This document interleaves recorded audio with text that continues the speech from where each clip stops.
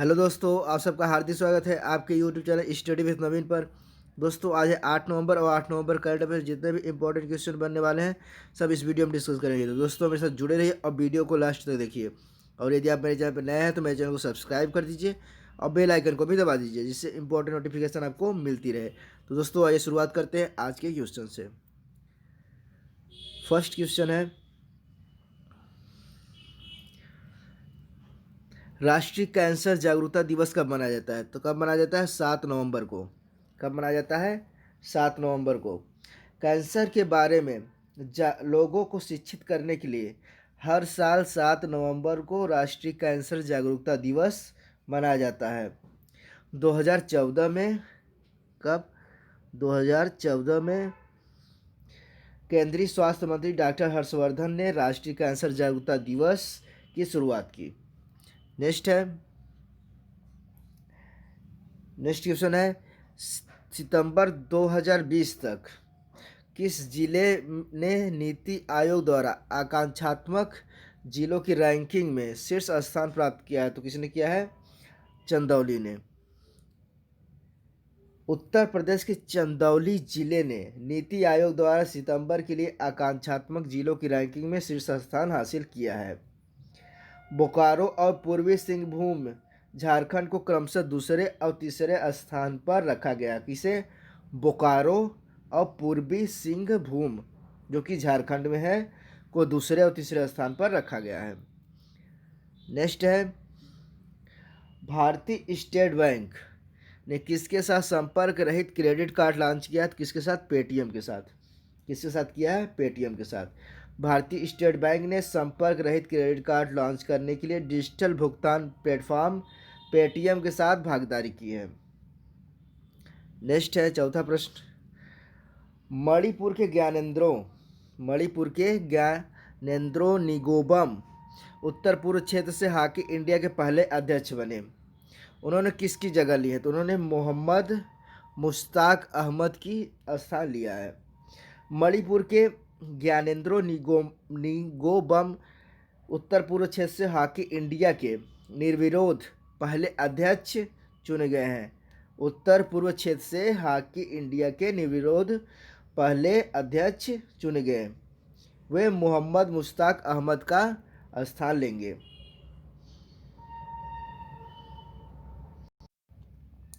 तो दोस्तों मणिपुर के ज्ञानेंद्रो निगोबम उत्तर पूर्व क्षेत्र से चुने जाने वाले पहले निर्विरोध अध्यक्ष होंगे। नेक्स्ट क्वेश्चन है, 2 दिवसीय संयुक्त तटीय सुरक्षा अभ्यास सागर कवच किस राज्य के संयुक्त प्रयास द्वारा किया जा रहा है? किसके द्वारा? ओडिशा और पश्चिम बंगाल के द्वारा। किसके द्वारा? ओडिशा और पश्चिम बंगाल के द्वारा। 5 नवंबर 2020 को पारादीप तट पर, कहाँ पर? पारादीप तट पर 2 दिवसीय संयुक्त तटीय सुरक्षा अभ्यास सागर कवच, अभ्यास का नाम क्या है? सागर कवच का शुभारंभ किया गया है। नेक्स्ट क्वेश्चन देखते हैं। छठा प्रश्न है, आंध्र प्रदेश कैबिनेट ने नई रेत नीति को मंजूरी दे दी है। आंध्र प्रदेश के मुख्यमंत्री कौन है? तो वाई.एस. जगनमोहन रेड्डी। कौन है सीएम? वाई.एस. जगनमोहन रेड्डी। आंध्र प्रदेश कैबिनेट ने नई रेत नीति को मंजूरी दे दी है। कैबिनेट ने यह सिफारिश करने के लिए स्वीकार किया कि सभी रेत रिच एक ही इकाई को सौंपे जाएंगे। बात आई है आंध्र प्रदेश की, तो आंध्र प्रदेश के मुख्यमंत्री हैं वाई.एस. जगनमोहन रेड्डी। राज्यपाल हैं विश्वभूषण हरिचंदन। जिलों की संख्या है 13। जिलों की संख्या है 13। लोकसभा सीट है 25। अब बात की जाए राज्यसभा सीट की, तो राज्यसभा सीट है 11। देखते हैं सातवां प्रश्न। सातवां प्रश्न है, मुख्य सूचना आयुक्त CIC, मुख्य सूचना आयुक्त यानी कि chief information commissioner, chief information commissioner CIC का फुल फॉर्म क्या है? Chief information commissioner. मुख्य सूचना आयुक्त के रूप में किसे शपथ दिलाई गई है? तो किसे दिलाई गई है? यशवर्धन कुमार सिन्हा को। किसे दिलाई गई है? यशवर्धन कुमार सिन्हा को। सूचना आयुक्त यशवर्धन कुमार सिन्हा को 7 नवंबर को मुख्य सूचना आयुक्त CIC के रूप में शपथ दिलाई गई है। सिन्हा 1 जनवरी 2019 को सूचना आयुक्त रूप में शामिल हुए। पहले क्या थे? सूचना आयुक्त थे, अब इन्हें मुख्य सूचना आयुक्त बना दिया गया। यह सूचना आयुक्त के रूप में 1 जनवरी 2019 को शामिल हुए थे। नेक्स्ट क्वेश्चन देखते हैं, 8वां प्रश्न। किस देश के प्रधानमंत्री जैकिंडा अर्डर्न ने दूसरे कार्यकाल के लिए शपथ ली थी? कहाँ के हैं ये? न्यूजीलैंड के।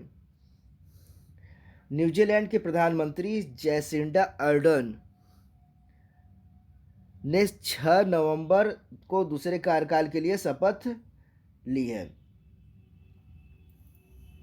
तो बात आई है न्यूजीलैंड की। तो न्यूजीलैंड की राजधानी की बात की जाए तो राजधानी है वेलिंगटन।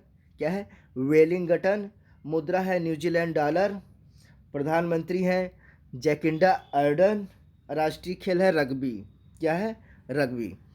नेक्स्ट क्वेश्चन देखते हैं, 9वां प्रश्न है, हैरी केन किस खेल से संबंधित है? तो हैरी केन किस खेल से संबंधित है? फुटबॉल से।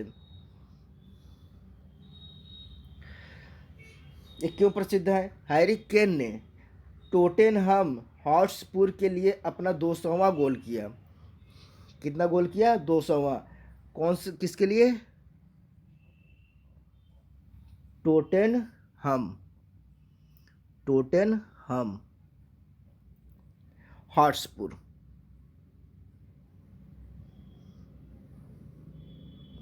टोटेनहम हॉटस्पर के लिए इन्होंने अपना 200वां गोल किया, क्योंकि यह लूडोगोरेट्स में 3-1 से जीता और AC मिलान के 24 मैचों के 99 रन ने यूरोपा लीग में लीलो को 3-0 से हराया और ये दुनिया के सबसे अच्छे स्ट्राइकरों में से एक हैं। नेक्स्ट है 10वां प्रश्न। भारत ने किस देश के साथ एक आभासी द्विपक्षीय शिखर सम्मेलन के बाद विभिन्न क्षेत्रों में 15 समझौते पर हस्ताक्षर किए हैं? तो किसके साथ? इटली के साथ किए हैं। भारत और इटली ने एक आभासी द्विपक्षीय शिखर सम्मेलन के बाद विभिन्न क्षेत्रों में 15 समझौतों पर हस्ताक्षर किए। तो बात आई है इटली की। तो इटली की राजधानी है रोम। मुद्रा है इतालवी लीरा। मुद्रा है इतालवी लीरा। राष्ट्रपति हैं सर्जियो मटारेला। राष्ट्रीय खेल है फुटबॉल। आइए नेक्स्ट क्वेश्चन देखते हैं, 11वां प्रश्न। तो 11वां प्रश्न है, कौन ओडिशा में अपनी आगामी इकाई में 10 प्रकार के टीके बनाने जा रहा है? तो कौन बनाने जा रहा है? Bharat biotech international limited.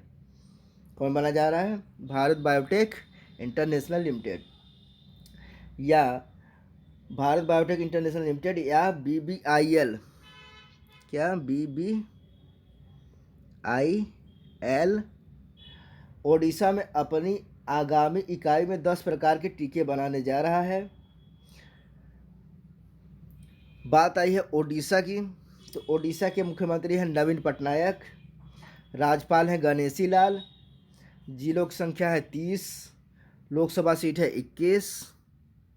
Rajya Sabha seat है 10।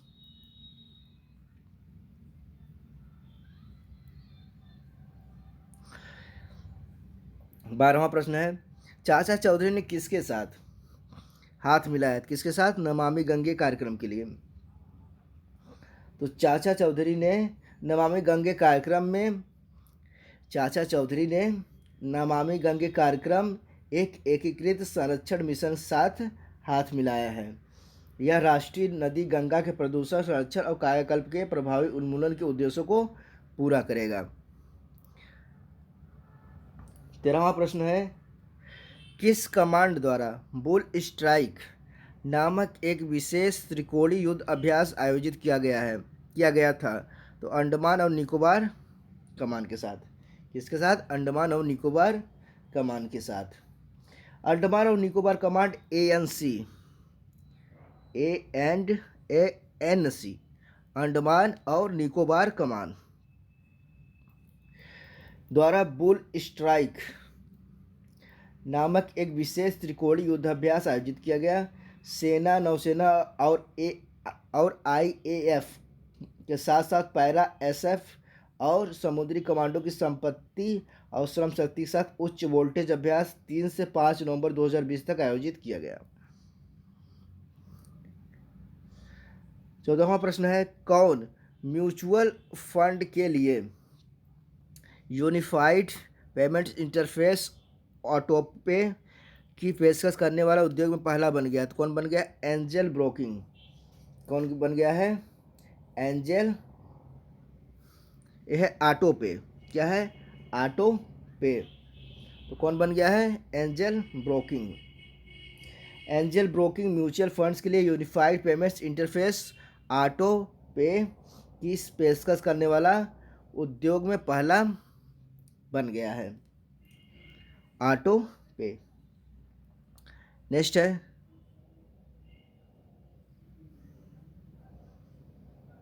पंद्रहवां प्रश्न पूरा नहीं आ पाया है इसमें।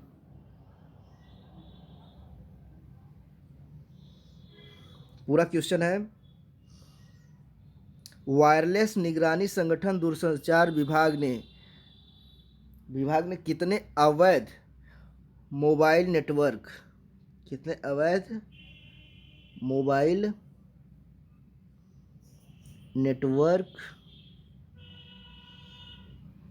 बूस्टर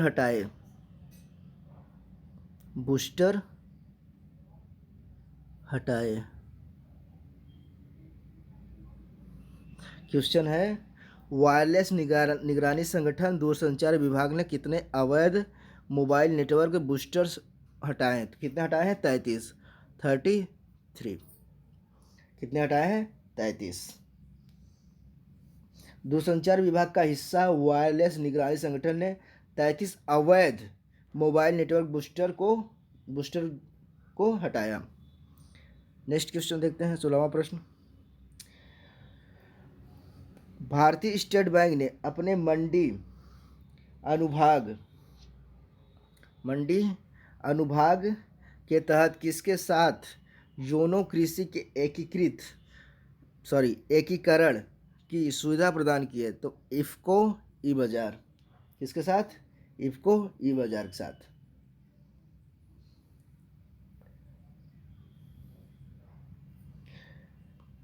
भारतीय स्टेट बैंक ने अपने मंडी अनुभाग के तहत इफ्को ई बाजार के साथ योनो कृषि के एकीकरण की सुविधा प्रदान की है।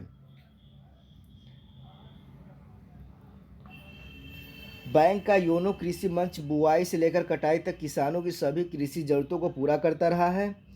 इस एकीकरण के साथ बैंक के किसान ग्राहकों इफ्को ई बाजार पोर्टल से 27,000 से अधिक स्थानों पर खेती संबंधित सभी उत्पादों की मुफ्त होम डिलीवरी का लाभ उठा सकते हैं। अब देखते हैं नेक्स्ट प्रश्न, 17वां प्रश्न क्या है। रमेश लक्ष्मी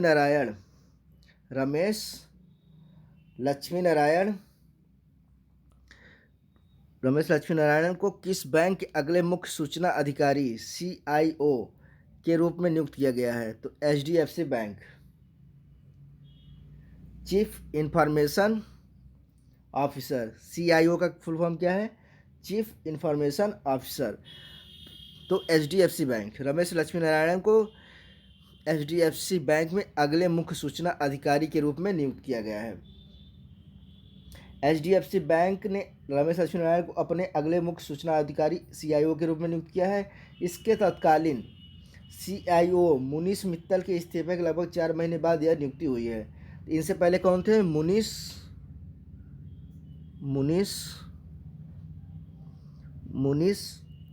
मित्तल, जो कि 4 महीने पहले इस्तीफा दे दिए थे, अब जाके इनकी नियुक्ति हुई है। 18वां प्रश्न है, दिलीप रथ को सर्वसम्मति से किसके बोर्ड के लिए चुना गया है? तो इंटरनेशनल डेयरी फेडरेशन के लिए। राष्ट्रीय डेयरी विकास बोर्ड के अध्यक्ष दिलीप रथ को सर्वसम्मति से अंतर्राष्ट्रीय डेयरी महासंघ IDF के बोर्ड के लिए चुना गया है। 19वां प्रश्न है आपका, मिशिगन में प्रतिनिधि सभा के लिए 93% मतों के साथ किसे चुना गया है? तो श्री थानेदार को। किसे चुना गया? श्री थानेदार को। 2 वर्ष पहले राज्यपाल के लिए चुनाव लड़ चुके एक भारतीय मूल के करोड़पति व्यवसायी श्री थानेदार को मिशिगन में प्रतिनिधि सभा के लिए 93% 93% वोटों के साथ चुना गया है। लास्ट प्रश्न है, भारत और किस देश के बीच एयर बबल व्यवस्था के तहत एक नई हवाई सेवा 5 नवंबर 2020 को शुरू हुई? तो बांग्लादेश के साथ। भारत और बांग्लादेश के बीच एयर बबल